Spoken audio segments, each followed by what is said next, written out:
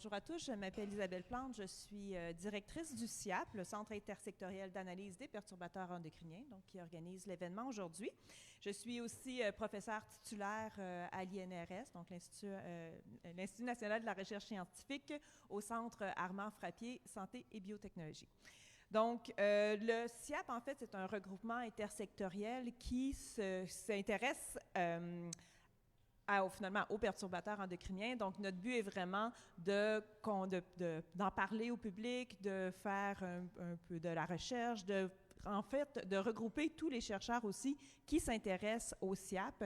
Et on dit que c'est aux perturbateurs endocriniens, et c'est un regroupement intersectoriel, c'est-à-dire qu'on voulait mettre ensemble des chimistes, donc des gens qui s'occupent des perturbateurs endocriniens au niveau chimique, des gens qui s'occupent des effets sur la santé humaine, sur la santé environnementale, donc des écotoxicologistes, et en fait, finalement, des gens de différentes disciplines, mais qui ont comme but commun de mieux comprendre qu'est-ce que sont les perturbateurs endocriniens, comment les identifier, comment mieux les légiférer, finalement.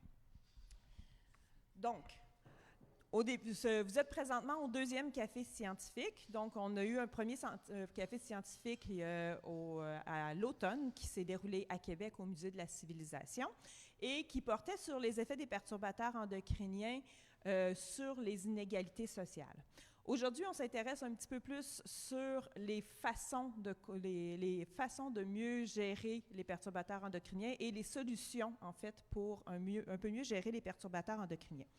Donc, ce café a été rendu possible grâce au soutien des fonds pour café scientifique des Instituts de recherche en santé du Canada, dont les IRSC, et évidemment de la Biosphère et de Espace pour la vie de Montréal qui nous offre cette belle salle aujourd'hui. C'est aussi possible grâce au FRQNT, donc le Fonds de recherche du Québec Nature et Technologie, qui subventionne le CIAP depuis maintenant 2 ans. Le CIAP est basé à l'INRS, donc on a aussi un soutien financier de l'INRS au départ et que ça nous a permis finalement de partir cette belle aventure.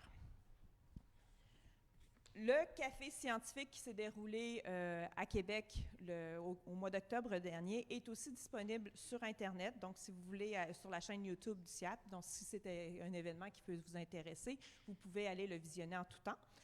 Et d'ailleurs, l'événement d'aujourd'hui est aussi diffusé en live sur Facebook et sera disponible aussi, puisqu'on l'enregistre, donc ça sera disponible aussi sur Internet. Au cours de la prochaine heure, en fait, on vous invite à ne pas hésiter à poser des questions à nos scientifiques que je vais vous présenter dans quelques minutes.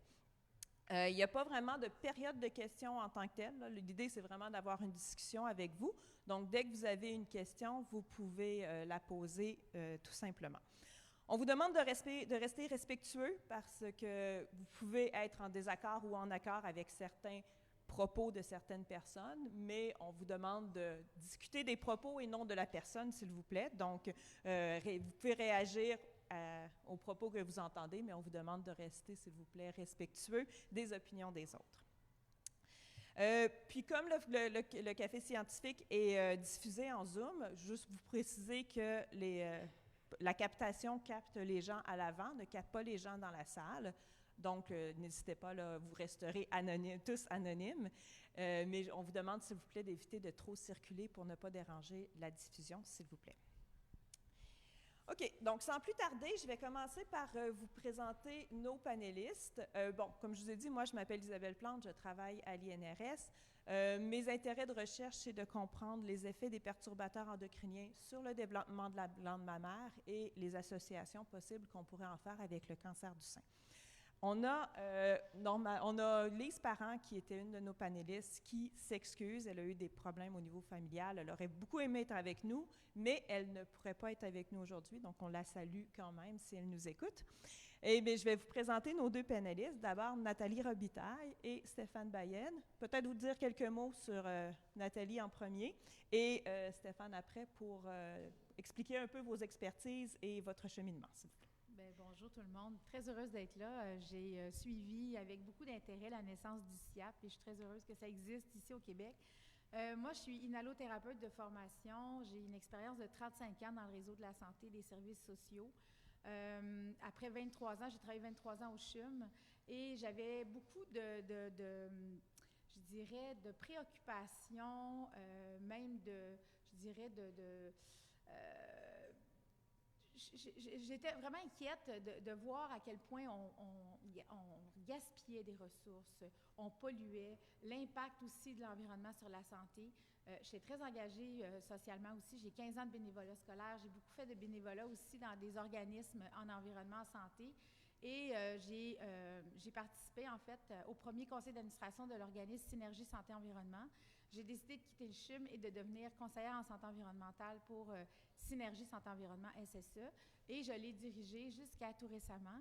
Et maintenant, j'ai un poste ici au Parc Jean-Drapeau comme conseillère en développement durable. Et je me suis beaucoup intéressée aussi, j'ai 3 enfants, donc je me suis beaucoup intéressée à la santé environnementale et aussi à la perception des adolescents en faveur de leur pouvoir d'agir en faveur de la santé environnementale. Bien, à 40 ans, j'ai décidé de m'offrir un cadeau et d'aller faire une maîtrise en environnement, donc à l'UQAM. Puis je pense que je vais avoir la chance d'en parler aujourd'hui. Merci beaucoup. Stéphane? Eh bien, bon matin tout le monde. Donc, tout d'abord, merci pour l'invitation du SIAP. Donc, moi, je suis aussi membre du SIAP et c'est formidable ce qui se fait dans cette organisation. Je suis professeur titulaire à l'Université McGill dans le département des sciences des aliments à l'ouest de l'île de Montréal. Ma formation, je suis chimiste et en particulier, je pourrais me définir comme expert de l'analyse chimique.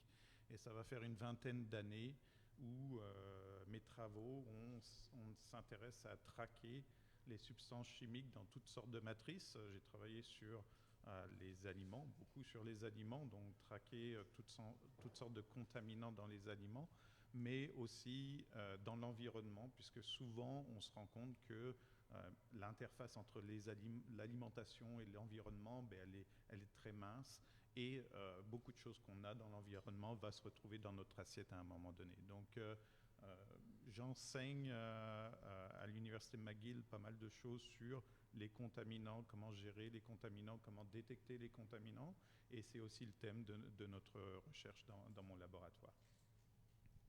Merci beaucoup à vous deux. Tout d'abord, on va peut-être rentrer dans le vif du sujet, parce que depuis tout à l'heure, on vous parle du SIAP, des perturbateurs endocriniens, mais peut-être un peu, il faudrait expliquer qu'est-ce qu'ils sont les perturbateurs endocriniens. Donc, pour ça, en fait, quand on parle de perturbateurs endocriniens, il faut d'abord comprendre qu'est-ce que c'est le système endocrinien. Donc, le système endocrinien, c'est une série d'organes qu'on a dans notre corps qui communiquent entre eux, en fait, un organe, par le biais de molécules. Donc, ces molécules, c'est souvent, les plus connues, en fait, ce sont les hormones, donc l'estradiol, la testostérone, la progestérone. Donc, ces molécules-là vont circuler dans le sang et se rendre à certains organes pour gérer ou contrôler la fonction de ces organes-là. Les effets les plus connus des perturbateurs endocriniens, en fait, c'est probablement les effets au niveau de la reproduction. Donc, en perturbant les hormones, justement, comme la testostérone, la progestérone et tout ça, on connaît beaucoup d'effets au niveau de la reproduction. Par contre, de plus en plus, on se rend compte qu'ils ont d'autres effets parce que les hormones et les molécules qui circulent dans notre sang contrôlent aussi notre métabolisme, contrôlent aussi notre croissance. Donc, on voit de plus en plus d'effets au niveau des perturbateurs endocriniens.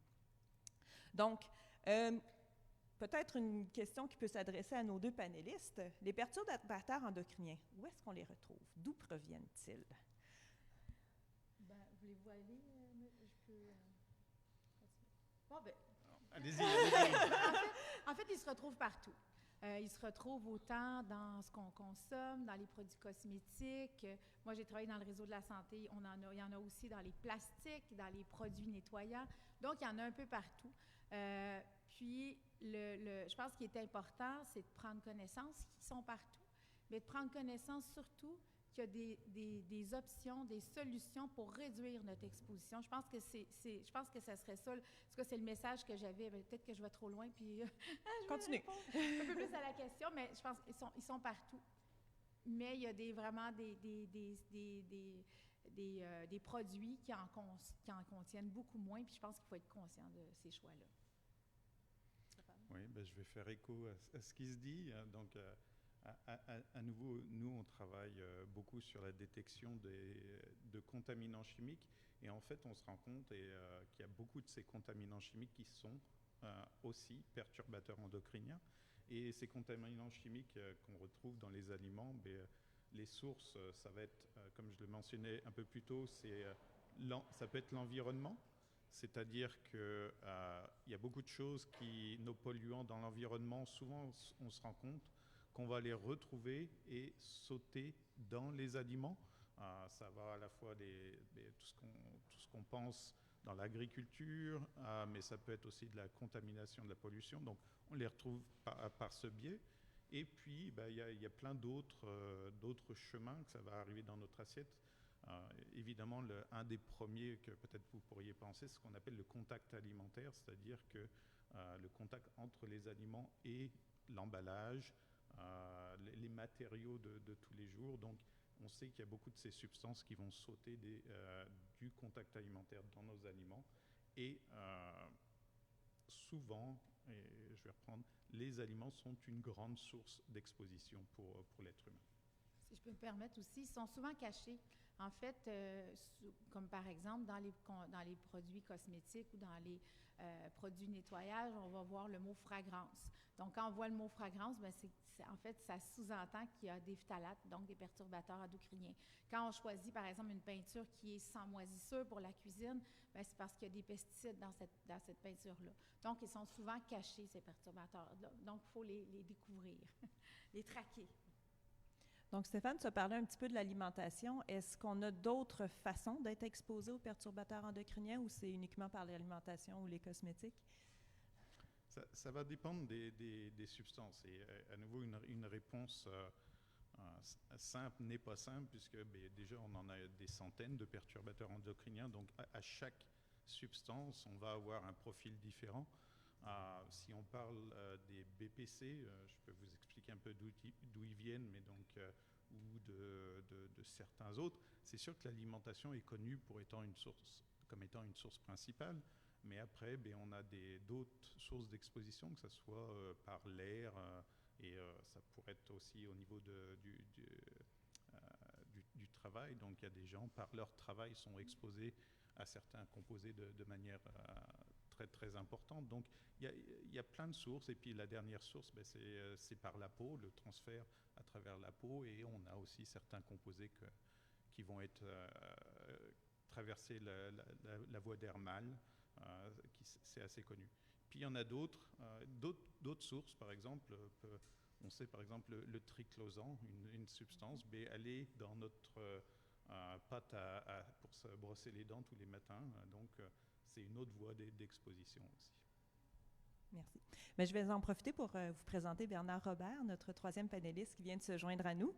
Et Bernard, peut-être justement vous présenter, expliquer un petit peu votre recherche. Puis Bernard est un spécialiste de la reproduction masculine, donc peut-être les effets des perturbateurs endocriniens sur la fertilité. Merci, mon nom est Bernard Robert, je suis à l'Université McGill et je suis en pharmacologie et thérapeutique et en obstétrique-gynécologie. Donc en fait, les PE, comme on vient d'entendre, il y en a partout. Quand vous rentrez dans une voiture et vous sentez cette belle odeur de la nouvelle voiture, vous êtes en train d'absorber des phtalates. Si vous avez du rouge à lèvres qui est bien brillant, ce sont des phtalates. Les phtalates sont des plastifiants. C'est ajouté au plastique pour qu'il puisse être manié de façon facile. Mais en fait, les phtalates aussi ont un effet majeur sur le système de reproduction mâle. Ils ont un effet sur la capacité de produire les hormones mâles, les androgènes, la testostérone. Et une conséquence majeure, c'est qu'il y a une réduction de production de spermatozoïdes, une réduction de fertilité chez l'homme, en conséquence de cette exposition aux phtalates. Mais ce ne sont pas les seuls produits qui touchent le système de reproduction mâle. D'autres sont les bisphénols. Quand vous achetez une bouteille qui dit bisphénol, sans bisphénol A, ça ne veut pas dire qu'il n'y a pas de bisphénol. Il y a un autre bisphénol. C'est le S ou le F ou le AF ou le E ou le B. Il y en a tellement. Et eux aussi ont des effets sur la fonction du testicule et la fonction de reproduction mâle. énormément d'autres produits dont je pourrais parler, mais on va s'arrêter là. Merci beaucoup. Avant qu'on continue, j'avais des questions qui avaient été posées sur Internet, mais est-ce que dans la salle, il y aurait des questions, des gens qui auraient des questions? Oui. Alec, tu peux-tu transporter les micros? Bernard.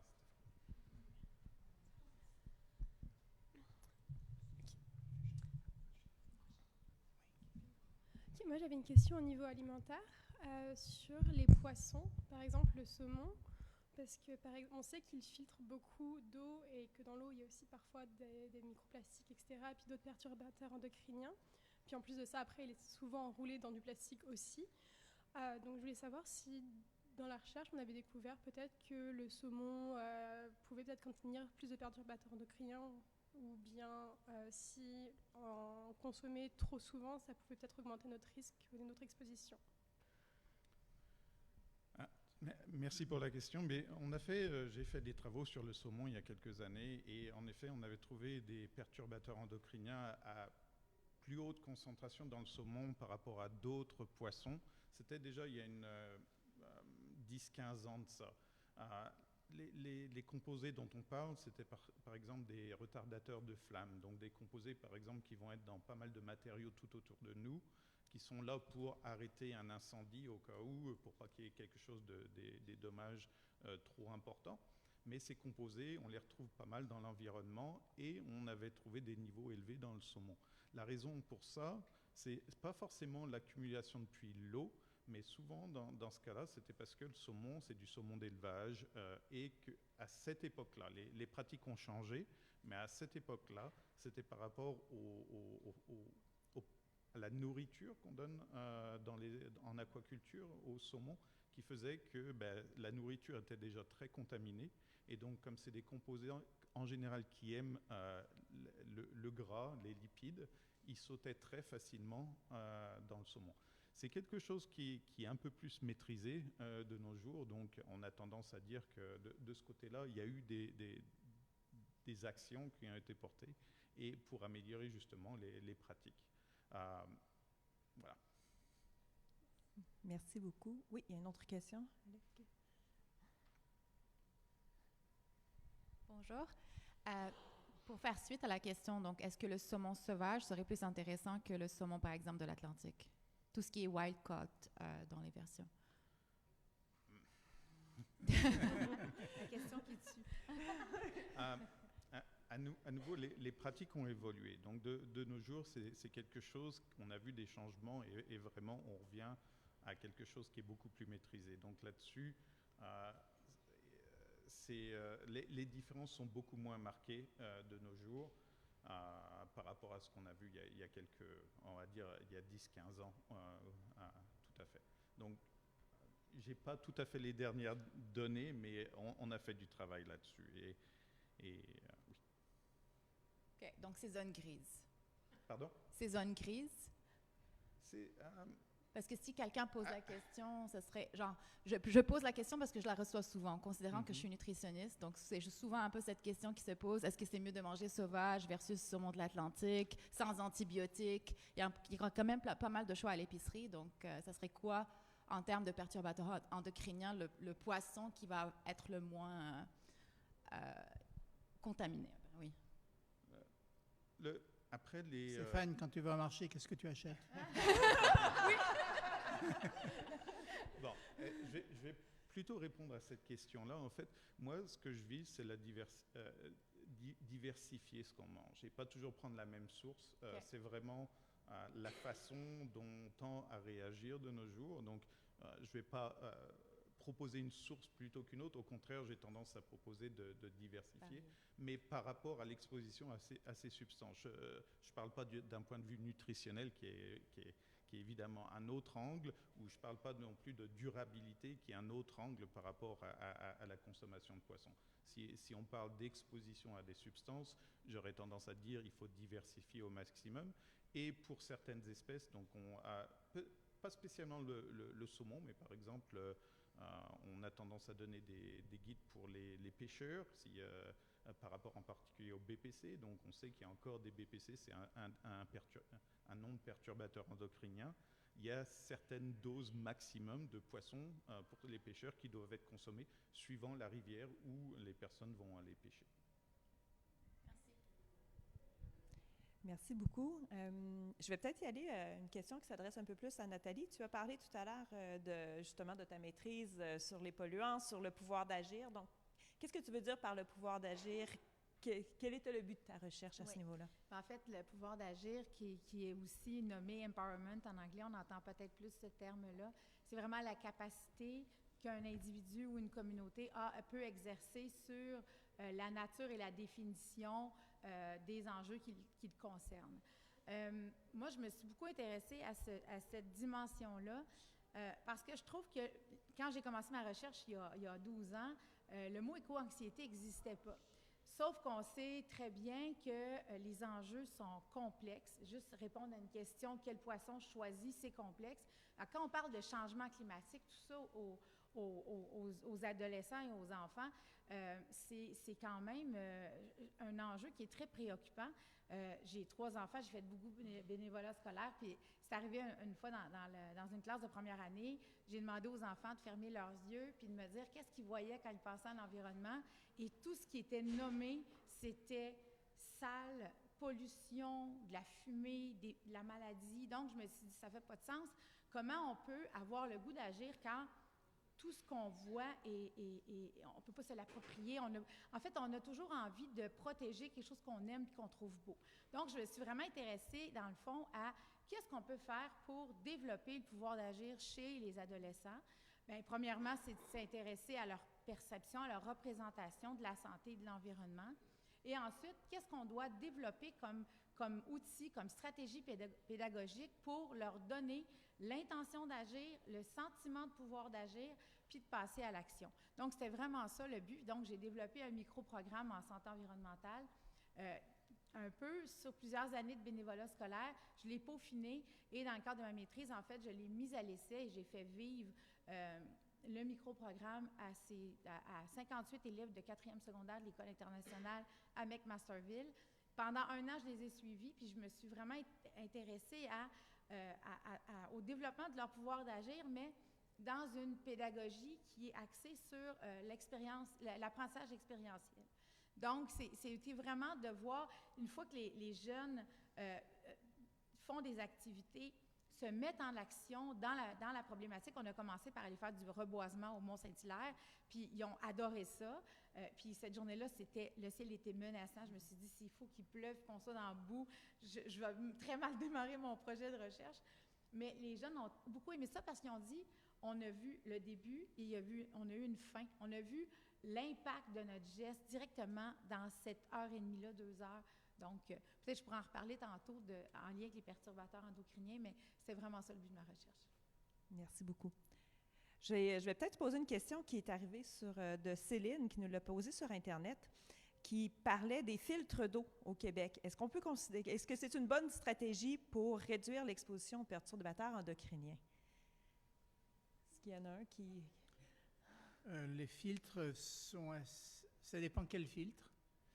Mais les filtres que l'on achète, qui sont plus puissants, qui sont donnés maintenant par plusieurs villes, dans la région de Montréal au moins, ces filtres enlèvent une bonne partie des perturbateurs endocriniens. Pas tous, mais une bonne partie. Donc, il vaut mieux s'en servir que de ne pas en servir. Mais en même temps, les contenants qui contiennent le filtre sont en polycarbonate, donc qui contiennent peut-être des perturbateurs endocriniens. Donc, il faudrait que les villes donnent des contenants en verre. Le problème avec les plastiques, c'est surtout s'ils sont égratignés beaucoup et s'ils sont mis au micro-ondes, à la chaleur. Une des façons de minimiser l'effet des plastifiants ou des plastiques sur la santé, c'est de ne pas se servir de contenants en plastique et de mettre ça au micro-ondes, certainement. Se servir de verre à la place. Oui. Puis de se servir des contenants en plastique pour le but pour lequel ils ont été produits. Souvent, un exemple que je fais, là, les fameux plastiques à usage unique, donc les plats de margarine, les plats de yogourt et tout ça, ce sont des plastiques qui ont été faits pour l'usage unique, donc s'il vous plaît, ne les lavez pas pour mettre votre sauce à spaghetti dans le congélateur, c'est une très mauvaise idée. Stéphane? J'en ai un autre exemple. Les bouteilles d'eau pour réutilisables, c'est souvent marqué pour mettre de l'eau à l'intérieur. C'est ça l'usage qui est conseillé. Et, on sait qu'il y a certaines populations qui vont mettre des boissons, voire des boissons alcoolisées à l'intérieur parfois. Et ça, en fait, on obtient en fait une substance, donc l'alcool ou d'autres, qui sont très forts à extraire les substances du matériau plastique. Donc, à nouveau, toujours bien suivre les indications du produit parce que ça peut mener justement à l'effet, enfin des effets pas attendus. Oui, il y a une autre question là-bas. Souvent, dans les bars, les boissons sont servies dans des verres en plastique, pourtant. Donc, est-ce que est-ce que c'est l'usage normal ou c'est pas l'usage normal pour... À nouveau, si le matériel a été fabriqué pour cet usage, normalement, ça doit être évalué et répondre à ces attentes. Évidemment, si on commence à mélanger des choses, et puis c'est là qu'on peut avoir une exposition inattendue. Céline avait une liste de questions, mais elle en a une autre ici qui est hyper... Ah, c'est vous, Céline? Super! Ben bon, est-ce que vous voulez les poser ou... Parce que je suis nutritionniste. Oui.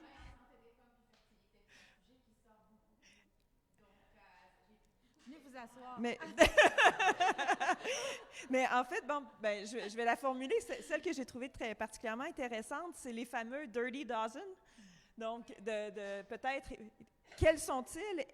Puis, est-ce que c'est une liste qui est fiable? Est-ce que c'est, si on évite ces 12-là, est-ce qu'on est bien? Les 12 sont les pires, mais pas les seuls. Les 12 sont les pires, mais pas les seuls. Oui.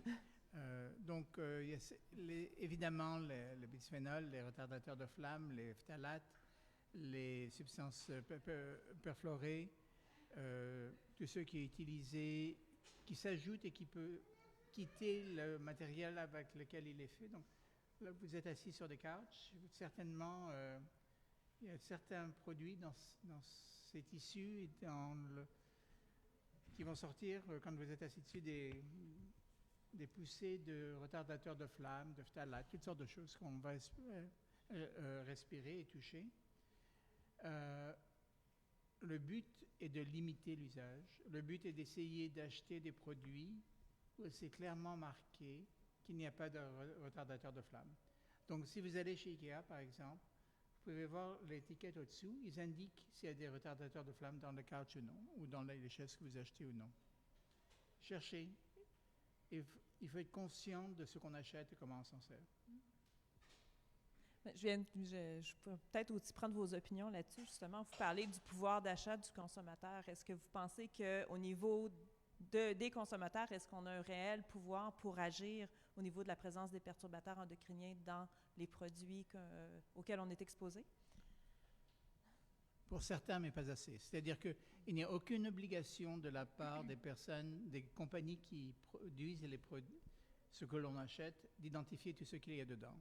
Quand vous achetez une bouteille qui va vous dire bisphénol A, sans bisphénol A, sans bisphénol S, la compagnie n'a aucune obligation de vous dire avec quoi cette bouteille a été faite. Donc oui, il vaut mieux éviter ces deux-là, mais je peux vous garantir que cette bouteille a été faite avec d'autres bisphénols qui n'ont pas été testés, qui ne sont pas réglementés encore. Donc on a une capacité limitée de contrôler, mais on devrait optimiser ça. Ce qu'on essaye de faire, en fait, c'est de convaincre le gouvernement de dire aux compagnies qu'ils ont une obligation d'identifier le contenant des produits. Ils ne peuvent pas donner une liste totale, mais peut-être mettre un code QR qu'on pourrait scanner et qui pourrait nous dire avec quoi le produit est fait. Et c'est une des recommandations que l'on a fait. Puisqu'on est sur le sujet, est-ce qu'on a une réglementation au niveau des perturbateurs endocriniens au Canada ou ailleurs dans le monde? Qu'est-ce qui se fait au niveau de cette législation-là?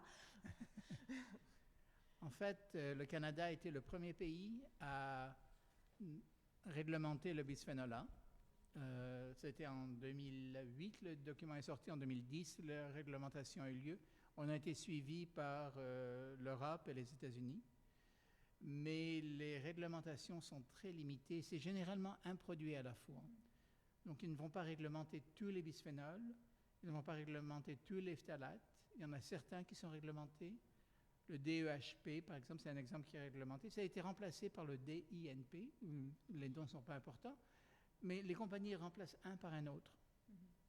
Et elles n'ont aucune obligation de tester que le remplaçant n'est pas plus toxique ou aussi toxique que celui qu'ils ont enlevé. Dans aucun pays au monde. Donc, en fait, est-ce qu'on devrait réglementer par famille de produits chimiques et non pas par un produit chimique à la fois? Et c'est une question qui se pose à Santé Canada, c'est une question qui se pose en Europe et aux États-Unis aussi. Pour faire un lien avec ce que M. vient de dire et la question précédente, on a un pouvoir justement pour faire changer ces législations-là, ces lois-là, parce que dans le cas du bisphénol dans les biberons, bien, ce sont des mères de famille qui ont été manifestées à Ottawa pour faire en sorte qu'il n'y ait plus de bisphénol A dans les biberons pour bébés. Donc, si ma source est bonne, mais ça s'est quand même arrêté là parce qu'on en retrouve encore dans certains contenants, comme dans les grosses cruches de 18 litres, et les enfants boivent de cette eau-là. Donc, mais on a un pouvoir d'agir effectivement. Dans toutes les boîtes de conserve, oui, vous aussi. ouvrez une boîte de conserve, le blanc à l'intérieur, c'est du bisphénol A. Il est lié pour empêcher la rouille, donc il y a une bonne raison pour laquelle il est là. Mais le bisphénol A va se dissoudre dans la nourriture qui est dans la boîte. Il y en a aussi dans l'étiquette caisse, hein? Donc dans le papier thermique, il y avait une étude en Europe sur, ils avaient pris des prises de sang. Ah, tu fais ta recherche là-dessus? Non? Ah, c'est vous? Ah, ben là, on ne s'était pas parlé. C'est celui qui est à côté de toi, là, qui a fait l'étude en question. Non, je peux en parler, mais donc on a publié des résultats l'année dernière dans notre équipe sur la présence de bisphénol dans les papiers thermiques, donc on les trouve dans l'étiquette caisse, mais on les trouve aussi beaucoup sur les aliments frais. Quand vous allez au supermarché et puis que vous achetez un produit frais, il va être souvent emballé et on va avoir le prix avec un code barre dessus. Et ce qu'on a observé, donc pour faire écho à ce qui était mentionné, c'est qu'il y a eu on a poussé pour se débarrasser du bisphénol A qui était utilisé dans toutes ces étiquettes à un moment donné. Mais à nouveau, ce qu'on a trouvé, c'est que ça a été remplacé par d'autres nouveaux bisphénols. Donc on en a trouvé beaucoup. Et en particulier, on a montré pour la première fois que c'était une source assez importante de transfert à l'intérieur des aliments, c'est-à-dire cette étiquette qui est sur les produits frais. Et on a montré que les concentrations qu'on pouvait retrouver à l'intérieur des aliments après quelques jours, avec cette étiquette dessus, étaient très importantes. Donc, à nouveau, le consommateur et le citoyen a un grand pouvoir de pousser pour que les choses évoluent et soient remplacées. Mais il faut aussi continuer à poser la question, remplacer par quoi? Et c'est quoi la solution qui va être remplacée, à savoir si elle va être meilleure ou non. Pour l'instant, souvent, on n'a pas ça qui se produit. Gardez le regard critique. Il y en a aussi dans les amalgames, hein, on pourrait dire aussi. J'ai questionné mon dentiste, qui n'était pas au courant d'ailleurs. J'avais vu une main se lever tout à l'heure, peut-être, madame? Alec, vas-y. Moi, j'avais une question un petit peu pour revenir sur au niveau de la réglementation. En ce moment, il y a de plus en plus de fast fashion, de mode rapide qui vient par exemple de Chine, comme Shein. Et donc j'imagine que les régulations en Chine, au niveau de la production des vêtements et de la composition et des possibles perturbateurs endocriniens dedans, comme les retardateurs de flamme, c'est peut-être différent, mais on les importe quand même. Et il y a beaucoup de personnes qui financièrement peuvent seulement mettre ce genre de vêtements. Et est-ce qu'il y aurait peut-être des régulations dans le futur pour essayer de mieux réguler cet import de vêtements de Chine? Puis juste, je ne sais même pas s'il y a vraiment une grosse différence entre la composition des vêtements qui viennent de Chine ou d'Asie versus le Canada. Donc c'est un petit peu une open question. Je sais qu'il y a quelques années, les pyjamas de bébé étaient vraiment trempés dans les retardateurs de flamme. On avait peur qu'ils prennent en feu pendant la nuit. C'est plus le cas maintenant, mais probablement qu'il y a une différence, mais je n'en sais pas plus.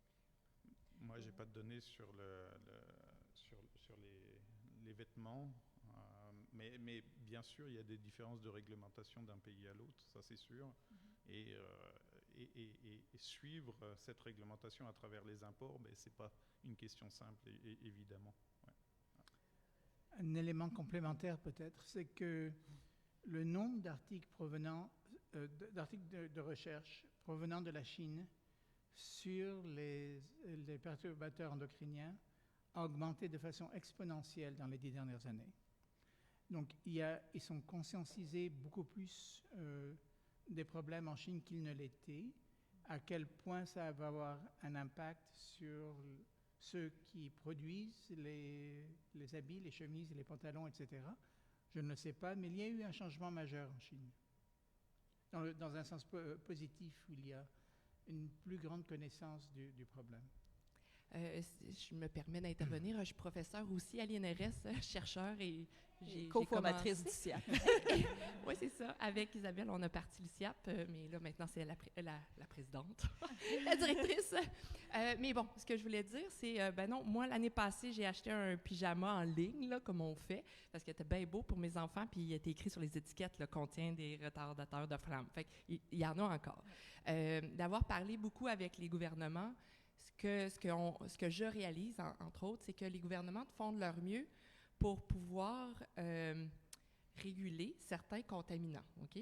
Mais on peut, ils peuvent juste mettre de la réglementation sur, mettons, je sais pas, les magasins, tu sais, les commerces qui sont canadiens. Mais si nous, on va directement acheter, là, vous nommez la Chine, mais ça peut être n'importe quel autre pays qui n'ont pas les mêmes réglementations, là, le Canada a aucune façon de savoir qu'est-ce que ça contient.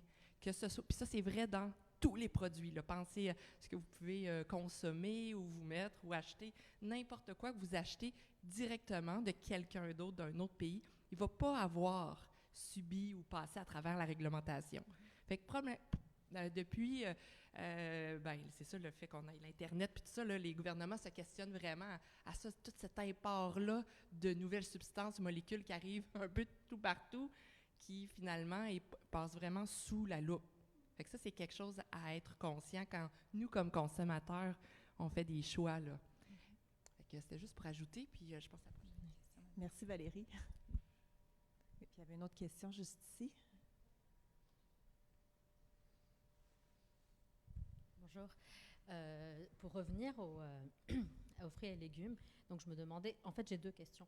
Donc la première c'est pour les fruits et légumes, est-ce que les laver, qu'ils soient biologiques ou pas, les laver avec du vinaigre et aussi du bicarbonate de soude, du sel, est-ce que c'est quelque chose qui est efficace pour les pesticides ou les perturbateurs endocriniens pour en fait réduire du moins ces perturbateurs-là si on fait un lavage vraiment en profondeur, un lavage intensif? Ça, c'est ma première question. Et ma deuxième question, c'est, je me questionne souvent sur les contenants, par exemple le micro-ondes ou le lave-vaisselle. Ils sont quand même en plastique à l'intérieur. Donc, il y a aussi de la chaleur. Donc, OK, on ne met pas de contenant en plastique, on ne le chauffe pas. Mais à l'intérieur du micro-ondes, il y a du plastique. À l'intérieur du lave-vaisselle, il y a du plastique aussi. Il y a de la vapeur à l'intérieur. Bon, en même temps, c'est inévitable, mais qu'est-ce qu'on fait de ce genre d'électroménager? Voilà. Deux très bonnes questions. Alors, tout d'abord, sur les résidus sur les fruits et légumes. À nouveau, il n'y a pas une réponse unique, parce que la réponse, on parle de centaines de molécules. C'est-à-dire que juste sur les pesticides, on a une bonne centaine de résidus de pesticides qu'on peut trouver sur tous nos fruits et légumes de tous les jours. Ceci étant dit, c'est sûr que le rincer à l'eau, ça va réduire sur pas mal de ces substances, ça réduit les doses auxquelles on peut être exposé. Après, la grande question, c'est qu'il y a d'autres substances qui ont tendance à coller beaucoup plus et parfois qui sont à l'intérieur de l'aliment. Et ça, vous aurez beau rincer, ça ne changera rien du tout derrière. Et on sait qu'il y a des substances qui qui ne viennent pas juste du traitement à la surface. On a des substances, dont des pesticides. La façon dont ils sont appliqués, de toute façon, ils sont à l'intérieur du fruit et du légume. Donc, le rincer, ça ne changera rien du tout à ce niveau-là. Donc ça, c'est peut-être pour donner certains éléments là-dessus. Pour en revenir sur un petit peu faire le lien entre les fruits et légumes et l'emballage en même temps, moi aussi, pour les citoyens et les consommateurs, je vous invite à regarder dans certains supermarchés comment ils sont vendus. Et on a eu depuis la pandémie, en fait, une grande, je pense, demande du consommateur pour un suremballage. On trouve même des produits biologiques qui sont suremballés avec plusieurs couches. Est-ce que c'est nécessaire vraiment d'avoir tous ces emballages-là? Moi, je dirais que c'est aussi une des questions parce que ces emballages vont aussi contribuer à l'exposition du consommateur. Donc, peut-être là-dessus. Et puis, pour les produits qui vont au micro-ondes, rappelez les règles. À nouveau, bien lire ce qui est marqué sur le contenant que vous voulez mettre au micro-ondes. Ça, c'est le numéro 1. Les matériaux à l'intérieur, évidemment, qui peuvent relarguer quelque chose, mais c'est le contact alimentaire souvent qui a tendance à amener la plus grosse dose dans ce cas. En particulier, si on a des matrices qui sont assez grasses, mais là, on a vraiment une extraction par la matière grasse du matériau plastique. Et c'est souvent sur ces processus-là qu'on va avoir une dose beaucoup plus élevée que par le transfert par l'air à l'intérieur du micro-ondes, par exemple.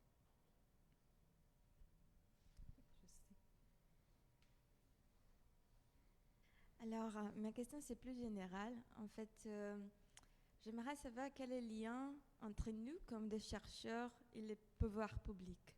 Parce qu'en pensant qu'on essaye d'étudier de différentes substances et ses effets dans la santé humaine, même en général, est-ce que l'intérêt économique, ça vient toujours la première chose, c'est la première façon qu'on voit, ou il y a des autres raisons qui, certaines substances ne sont pas quitte d'être distribuées en différents pays, au Canada, ça n'importe. Moi, j'ai peut-être un élément de réponse. En fait, je pense qu'il y a la prise de conscience, déjà, puis je parle des cafés comme aujourd'hui, c'est super important. Je vais vous donner l'exemple du réseau de la santé. Ça fait, comme j'ai dit, ça fait 35 ans que j'étais dans le réseau. Ça fait longtemps que je m'intéresse aux perturbateurs endocriniens, mais quand je parlais de ça, c'est comme silence radio. Qu'est-ce que c'est des perturbateurs endocriniens? On les retrouve où? Donc, c'est vraiment que les gens prennent conscience, qu'il y en a dans nos produits, dans nos dispositifs médicaux, qui sont beaucoup des plastiques à usage unique. Puis après ça, une fois qu'on a pris cette conscience-là, c'est de questionner, d'avoir un regard critique, de se mobiliser. Et là, moi, j'ai travaillé très, très fort avec mon organisme. Puis là, il y a une anesthésiste, Dr Derny, qui a pris ça en main et qui travaille énormément là-dessus, qui est en train de mobiliser beaucoup, beaucoup de médecins autour de cette thématique-là. Puis les alternatives, il existent, puis on n'était pas au courant, parce que dans le réseau de la santé, dans les phtalates, c'est beaucoup le DEHP qu'on a. Est-ce que les autres phtalates sont moins pires? On ne le sait pas encore, mais il y a des alternatives sans DEHP. Donc, encore faut-il savoir qu'est-ce que c'est le DEHP, puis dire pourquoi je ne le veux pas. Donc, cette mobilisation-là, je pense, c'est un gros pouvoir d'achat. Donc, ça va faire changer l'industrie. Puis on sait qu'en Europe, en tout cas, au niveau du réseau de la santé, ils sont plus avancés que nous parce qu'ils sont peut-être plus informés. En tout cas, toujours est-il qu'ils ont fait des choix de dispositifs sans perturbateurs endocriniens, mais ce sont les mêmes compagnies multinationales qui offrent les mêmes produits ici. Fait que je pense que c'est de la prise de conscience, mais pas seulement. Le regard critique, la recherche d'alternatives, mais de questionner, mais avec toujours le regard critique, puis de se mobiliser. Je pense que la mobilisation, puis je l'ai vu dans ma maîtrise aussi, de se mettre ensemble. On dit c'est sûr qu'on est plus fort. Je pourrais peut-être suivre en disant que je suis entièrement d'accord avec cet élément. Mobiliser, rendre toute la population consciente de ce qui se passe, mais aussi agir avec les organismes gouvernementaux. Il est essentiel de travailler avec Santé Canada, Environnement Canada, et qu'ils fassent partie de nos équipes de recherche pour pouvoir les influencer, que le transfert des connaissances se fasse beaucoup plus rapidement que par les publications. Bien, Bernard, pendant que tu prenais la parole, peut-être aussi parler, bon, présentement, on sait qu'au niveau de la législation, les compagnies peuvent mettre des produits sur le marché et c'est à nous, les chercheurs, ensuite d'essayer de démontrer qu'il y a des effets toxiques et des choses comme ça. Vous avez des projets à McGill qui essaient de renverser un peu ce système-là, peut-être en parler quelques mots? Oui, deux genres de projets. Un projet sur les phtalates, justement, où on a essayé de développer des produits qui remplaceraient le DEHP, le DENCH, le DENP, qui ont été développés par des ingénieurs chimistes. Et en fait, on a pu développer deux produits qui ne montrent aucune toxicité sur les cellules et sur les animaux, en comparaison avec les autres produits. Donc pourquoi est-ce qu'on ne les a pas sur le marché aujourd'hui?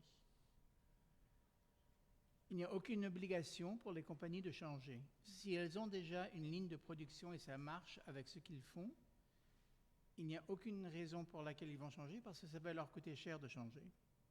Donc tant qu'il n'y a pas cette obligation où ça n'est pas imposé, soit par le peuple qui dit on ne veut plus acheter ces produits parce qu'il y a du DENCH ou du DEHP, ou bien par des réglementations du gouvernement. Le deuxième élément, c'est qu'il faut breveter ces produits et les chercheurs souvent rendent dans un domaine public, ils veulent que tout le monde sache comment faire ces produits. Et à ce moment-là, le bénéfice pour les compagnies va diminuer parce qu'il n'y a pas de brevets qu'ils peuvent acheter. Donc il y a plusieurs éléments. Le deuxième aspect de la recherche a été de travailler avec Santé Canada essentiellement pour étudier les remplaçants de 3 familles de produits. On essaye, en fait, on va se réunir dans 2 semaines pour voir la fin de cette étude de 5 ans, mais je pense qu'on va avoir un impact pour pouvoir convaincre Santé Canada qu'il faut agir non pas par produit, mais par groupe de produits. J'ai un petit mot ici, on entend beaucoup le mot changement, alternative, remplacer. C'est vraiment le mot d'ordre et en même temps, comme Bernard indique, il faut que ça soit bien fait. C'est-à-dire qu'il faut vraiment qu'il y ait cette activité, mais en même temps pas que ça aille de manière incohérente. Et je vais vous donner un exemple concret.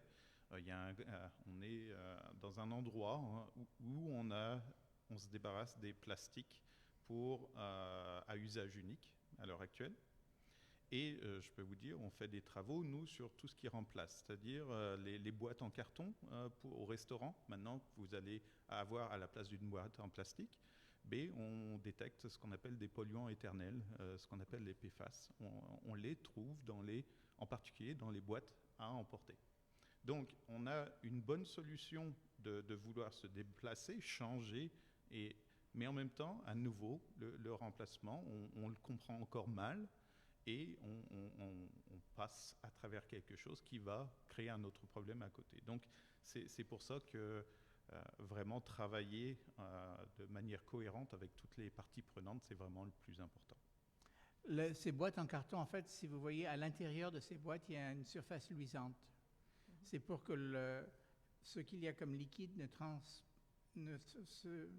passe pas à travers le carton. C'est pour le garder à l'intérieur du contenant.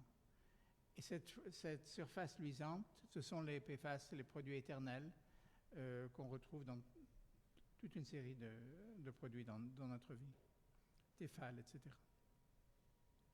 On entend justement beaucoup parler des PFAS depuis quelques mois, quelques années, je vous dirais. Est-ce que, peut-être concrètement, définir un peu qu'est-ce qu'ils ont, puis qu'est-ce qu'on a vu justement comme effet de ces PFAS-là sur santé humaine, l'écotoxicologie, un peu tout.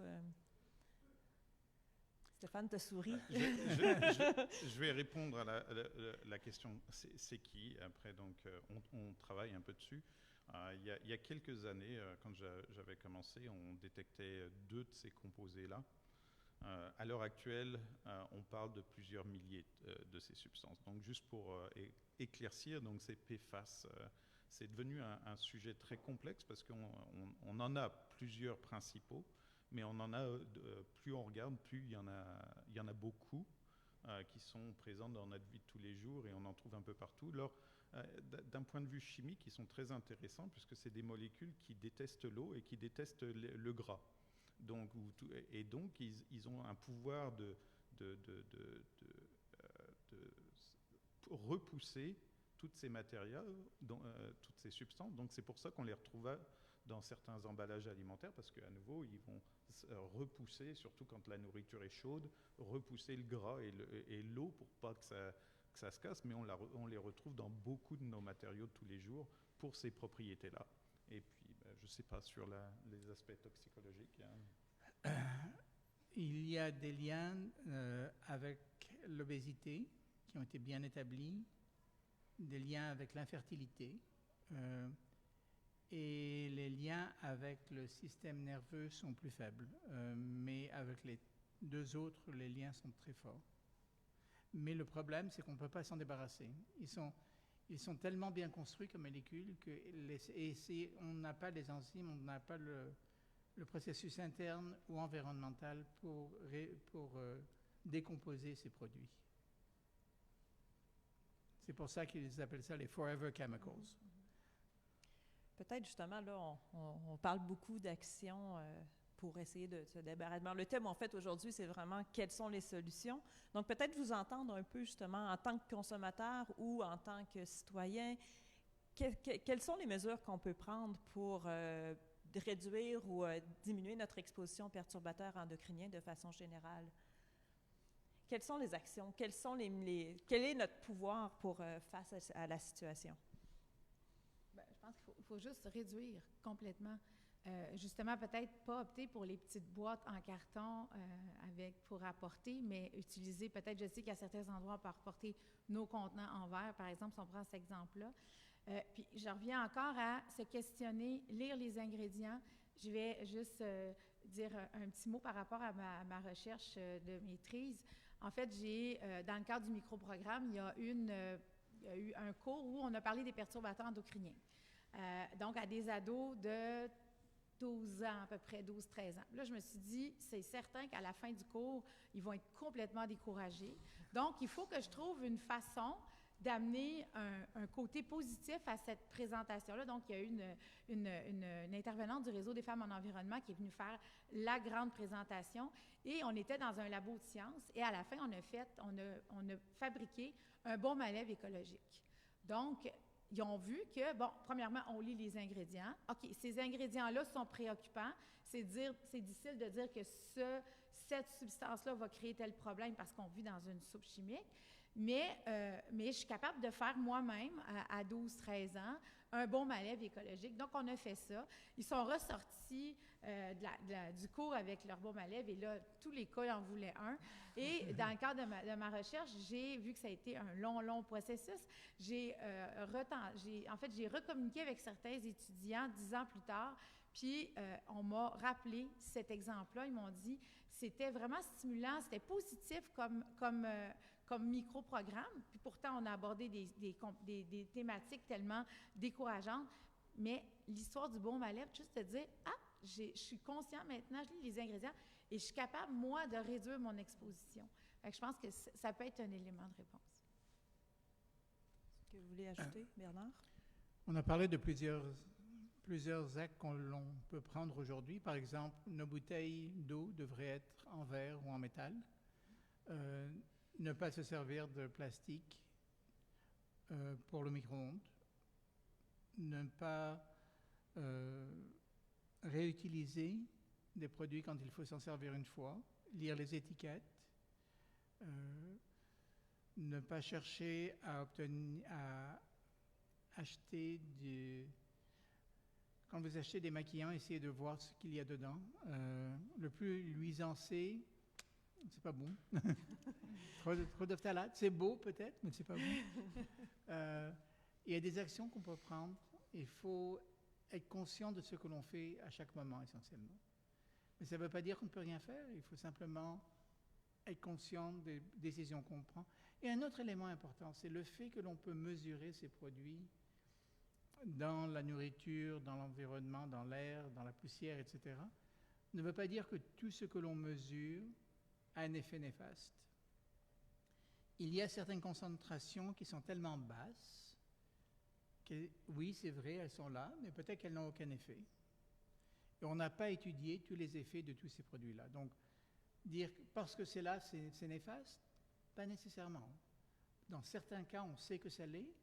Dans beaucoup de cas, on ne sait pas en effet quelles sont les conséquences à être exposé à ces concentrations très basses de produits.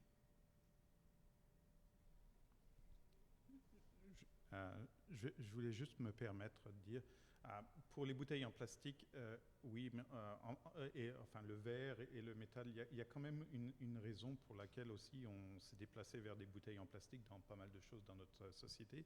C'est parce que transporter du verre et du métal, c'est beaucoup de pétrole, c'est très lourd et donc ça consomme beaucoup d'énergie.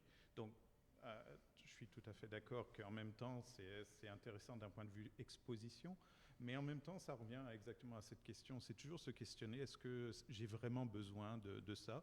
Et puis, sur les aliments, enfin, il y a quand même des questions fondamentales. On gaspille beaucoup de nos aliments. Donc, à chaque fois qu'on gaspille, ça veut dire qu'on a gaspillé des ressources, qu'on a gaspillé des emballages, qu'on a créé une demande pour certaines substances chimiques qui ont été aussi gaspillées. Donc, tout est relié. Et à nouveau, je suis tout à fait d'accord. Donc, une des premières actions qu'on se pose toujours, c'est est-ce que j'ai besoin, est-ce que j'aurais pu faire autrement, pas se culpabiliser, puisque c'est vraiment pas le but des choses, mais se poser la question, est-ce qu'on peut faire autrement? Est-ce que j'ai une alternative qui semblerait un peu plus logique par rapport à ça? Je peux donner un autre exemple peut-être concret. Oui. Il y a 6 ans, l'Université McGill a déclaré qu'il ne va plus y avoir de bouteilles d'eau en plastique à usage unique dans les machines et qu'elles ne seront jamais plus servies à des réunions. Donc, ils ont ajouté le nombre de fontaines à eau. Ils ont distribué des verres en verre. On peut acheter des bouteilles en métal qui coûtent beaucoup moins cher, mais vous ne pouvez pas trouver sur le campus une bouteille en plastique telle que Naya ou un truc dans ce coup-là. Donc, c'est une action concrète qu'une institution peut prendre. C'est presque la fin. Si c'est une question rapide et des réponses rapides, on va finir sur cette question. On parle beaucoup de réduction, là, évidemment. Dans un monde idéal, je comprends qu'on ne prendrait jamais de perturbateurs endocriniens. Mais est-ce qu'il y aurait comme un niveau acceptable que je pourrais vivre ma vie et dire j'ai un peu de perturbateurs endocriniens, mais c'est correct? Ou c'est avait dit une réponse rapide. Hein? Rapidement. Bien, la réponse, on ne peut pas vivre dans un monde sans perturbateurs endocriniens. Je pense qu'il faut juste tenter, comme on dit, de s'intéresser, de lire, de questionner, puis de réduire notre exposition. Je pense que c'est ça qui est le mieux. Absolument. Non, je riais, mais c'est effectivement une question à 1 000 $. Quels sont les niveaux acceptables? Quels sont les niveaux avec lesquels, justement, on fait des compromis entre qualité de vie et exposition aux perturbateurs endocriniens? Je vous dirais que c'est beaucoup ce qu'on essaie de chercher aussi, de démontrer dans nos recherches, là, un peu tout le monde qui est ici présentement. Donc, c'est vraiment une question très, très, très pertinente, mais dont la réponse est très, très, très complexe, je vous dirais. Donc, c'est déjà la fin. Ça passe quand même assez vite. Je vous remercie beaucoup pour votre participation. Oui. Évidemment, merci à nos 3 panélistes, Nathalie, Stéphane et Bernard, là, qui ont fait un travail remarquable de répondre à toutes vos questions. Vous avez sûrement remarqué, on a quelques panneaux là, qui sont autour, là, qui pourraient vous amener des compléments d'information. Merci aussi beaucoup à la Biosphère qui nous a permis d'avoir cette magnifique salle aujourd'hui. Merci beaucoup aussi aux IRSC là, donc, qui ont financé ce café scientifique. À Kimberly, notre coordonnatrice qui est dans le fond de la salle, qui a organisé tout ça, et Alec qui a été bénévole aussi pour l'événement. Je voulais juste vous rappeler que le CIAP offre des produits éducatifs gratuits. Vous avez des petits livres là, qui sont à la sortie, si vous voulez en prendre, qui ont été coécrits par moi et Valérie là, sur les perturbateurs endocriniens. Donc, servez-vous, ils sont là pour ça et ils sont gratuits. Je voudrais aussi vous dire que, parmi le financement qu'on a reçu des IRSC, ils nous demandent en fait un suivi. Donc, vous avez vu peut-être sur les places, là, il y a des petites pancartes avec un code QR. S'il vous plaît, si vous pouvez aller répondre au sondage, ça nous aide beaucoup là, pour voir un peu la pertinence de nos actions et aussi de faire nos comptes rendus à nos gens qui nous subventionnent. Et vous pouvez toujours aller aussi sur le site Internet du CIAP. Il y a beaucoup d'informations. On a un coin éducatif où, justement, vous allez trouver une multitude d'informations sur les perturbateurs endocriniens et sur différents sites aussi qui pourraient être intéressés et sur les recherches qui sont faites par les chercheurs membres du CIAP. Et bien, évidemment, vous pouvez toujours nous suivre avec l'infolettre, nos sites Internet, Facebook, Twitter, LinkedIn et tout ça. Donc, bien, je vous remercie beaucoup. Le site Internet va être encore ouvert. Là, si vous avez des questions qui n'ont pas été répondues aujourd'hui ou qui viennent dans votre tête après, on va laisser le site Internet ouvert, puis on va essayer le plus possible de répondre à vos questions là, dans les mois à venir. Bien, merci beaucoup à tous, puis je vous souhaite une bonne journée. Merci. Merci, Isabelle.